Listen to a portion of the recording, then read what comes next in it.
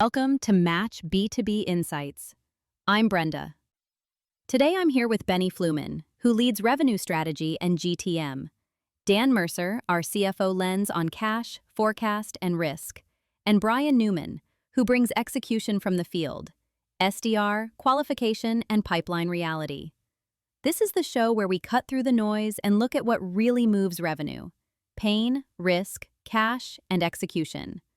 Your forecast says you'll hit the number. Your pipeline supports it. And 3 weeks into the quarter, it's already broken. That's the trap. Most revenue plans fail because they're really assumptions dressed up as certainty. Yes, a neat dashboard can still be fiction. If conversion, timing, and deal movement are assumed instead of tested, the forecast is wrong before the month closes. And the dangerous part is, it looks professional. The CRM is full. Stages are updated. The chart goes up and to the right. But underneath that, the GTM system may be misfiring. Weak qualification, loose messaging, bad targeting. The forecast is only reflecting those flaws. We see this in execution all the time.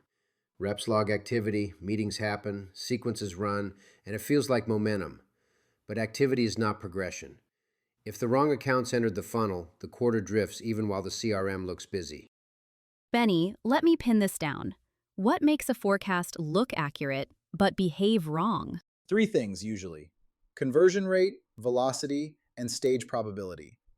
So someone says, fine, we close 30% from this part of pipeline, average sales cycle is 75 days, stage 3 means 50% likely. That sounds rational. But if any one of those is stale, if conversion dropped, if deals slowed, if stage criteria got loose, then the model is only as good as its inputs. And stale matters here. If your model uses last quarter's 30%, but this quarter procurement added 2 weeks and budget approval tightened, 30% is not data anymore. It's nostalgia. 30% is nostalgia is unfortunately memorable. But Dan, when you hear a sales leader say, no, the pipeline supports the plan, what do you go to first? One number: time to cash. Not pipeline value, not stage count. When does cash come in? Because pipeline is a story. Cash is the ending. If deals close later than assumed, revenue slips and cash slips with it. That's when hiring plans, spend plans, board reporting, all of it gets exposed. So the quarter can look on track in week 1 and still be drifting because the timing assumption is already off. Exactly.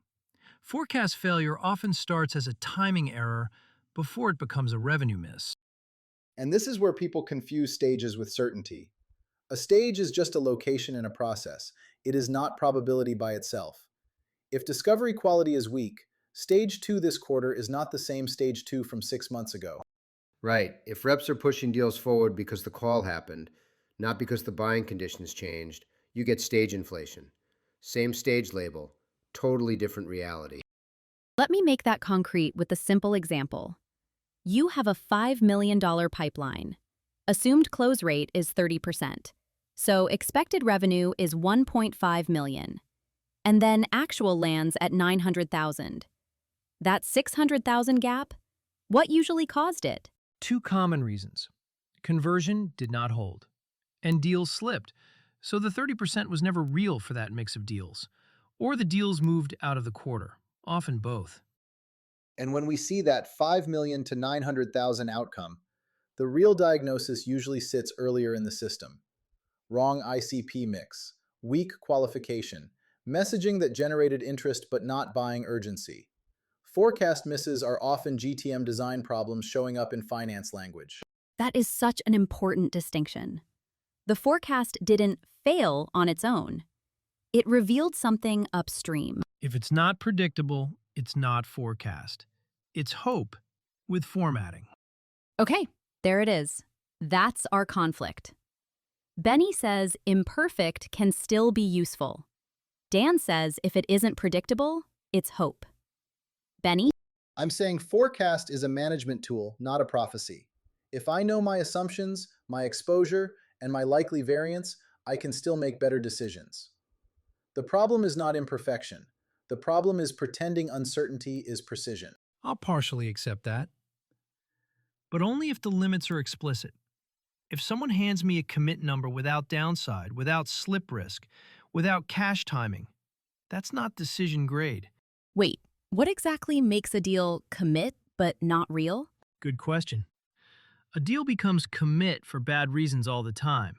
Management pressure, rep optimism, a verbal yes with no procurement path, a champion who likes you but can't sign. The label says commit. The buying process says maybe. And sometimes the rep is reading engagement as certainty. 3 meetings, strong demo, positive emails. Fine. But if legal hasn't started, security review isn't scheduled, or the economic buyer never showed up, that's not committed. That's motion. So commit can really mean I feel good about it, not the mechanics are done. Yes, and feelings don't fund payroll. I'm paid to be paranoid. That's why CFOs are useful. But here's the strategic angle. Even bad commit behavior teaches you something. It shows where your stage definitions are weak, where sales discipline is inconsistent, where leadership is rewarding confidence over evidence. And then there's drift. Sales cycle lengthens, but the forecast doesn't really catch up. Exactly. That's one of the hidden gaps. The average cycle moves from, say, 60 days to 85 days. Not because the market collapsed, maybe just because buyers added more stakeholders. But if your forecast logic still assumes the old velocity, the quarter is overstated and the cash plan is late. That's the board question.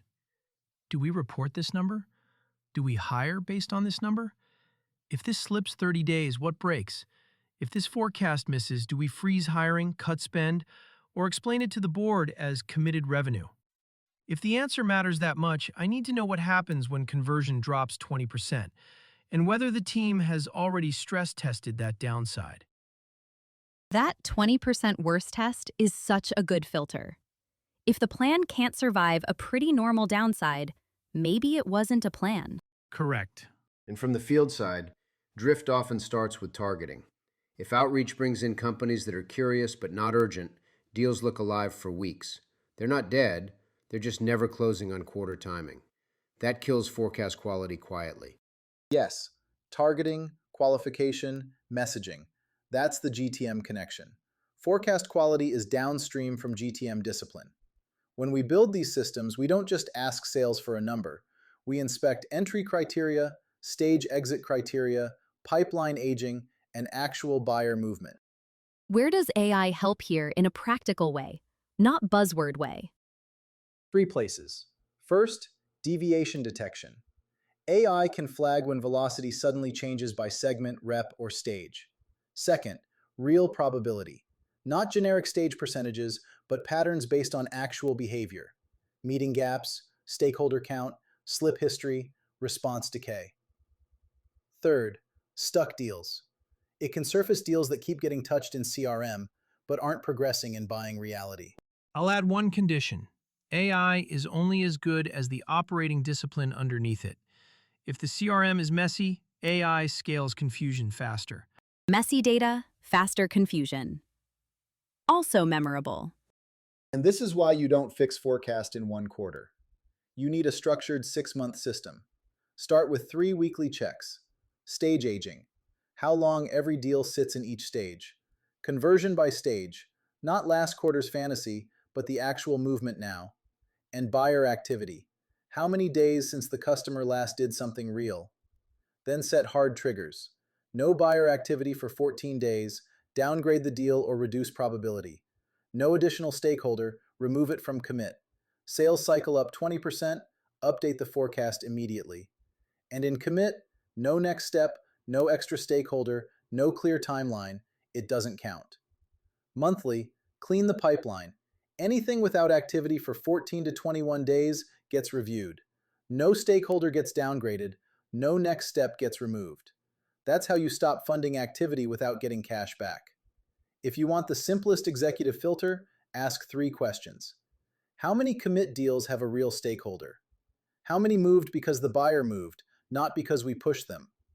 And how much of the forecast depends on timing we can't actually control? If you can't answer those, the forecast is decoration. That's the reframe I want to end on. Forecast is assumptions. Stage is not probability. And time breaks plans faster than people think. So the point of a forecast is not to pretend you can predict the future with perfect confidence. It's to expose where the system is weak before reality does it for you. This is how companies plan revenue and miss cash, unless they tighten the system. A manager who can act on that will make better decisions in a week. If you want to build a more effective GTM system, WhatsApp or call Benny Fluman at 052-420-3043. Thanks, Benny.